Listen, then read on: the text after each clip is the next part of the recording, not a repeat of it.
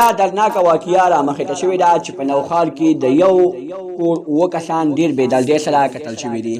دوستانو د هغه اووه کسانو ګناه څه وه چې دومره بېدلدۍ سره قتل کېدل او چا قتل کړي دي؟ که چېرې تاسو د دې پوره معلومات باره کې ځان خبرول غواړئ که اوسه پورې چا زموږ د چینل مخه نه وي سبسکرایب کړې خو موږ زموږ د چینل مخه سبسکرایب کړئ تر یې نشان ورڅخه مخه ووهئ چې زموږ هر یوه نوې معلوماتي ویډیو تاسو ته په اسانۍ سره میلاویږي.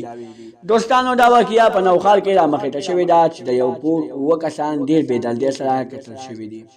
دغه اووه کسان به ښه ښایسته په خوشحالۍ سره زندګي کوله، ښه ښایسته خوشحالۍ سره به یې کور چلولو، خو چا دغه خوشحالۍ ته پرې نه خوستل او ډېر بېدلدۍ سره یې قتل کړل.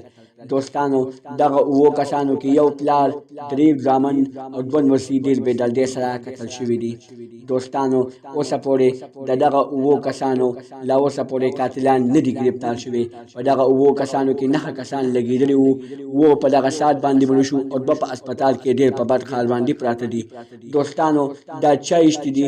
دا بل چا نه دي ایشتي، دا د خپل ترونو زامن ایشتي دي.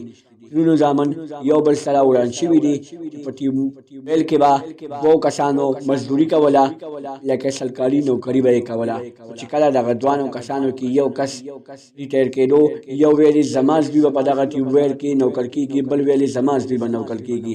خو چې کله د دوی دوانو په منځ کې روغه ونه شوله او وی ویلې چې ته به پسې خپلې منډې وهه او زه به پسې خپلې منډې وهم.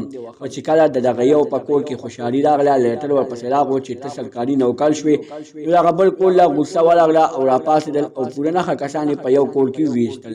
خو چې کله یې 9 کسان ویشتل، په دغه 9 کسانو کې 2 کسان په اسپتال کې ډېر په بد حال باندې پراته دي او کسان ډېر بېدلدۍ سره قتل شو. دوستانو دا واقعه ډېره دردناکه واقعه ده، ځکه چې په یو نوکرۍ په سر باندې نوکرۍ څومره نوکري وه؟ 15,000 تنخوا وه.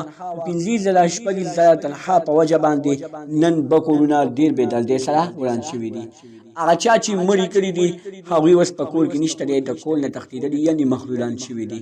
دوستانو داسې واقعې به ډېرې راغلي، خو داسې واقعه نه ده راغلې چې د یو کور 7 کسان ډېر بېدلدۍ سره قتل شي. دوستانو دا وه زموږ نننۍ ویډیو. زموږ د ویډیو هم خوښ شوي وي زموږ د چینل مخه سبسکرایب کړئ تر یې نشان ورڅخه مخه ووهئ چې زموږ هر یوه نوې معلوماتي ویډیو تاسو ته په اسانۍ سره میلاوي. دې چینل له اجازت غواړو. د لوی الله په امان، والسلام.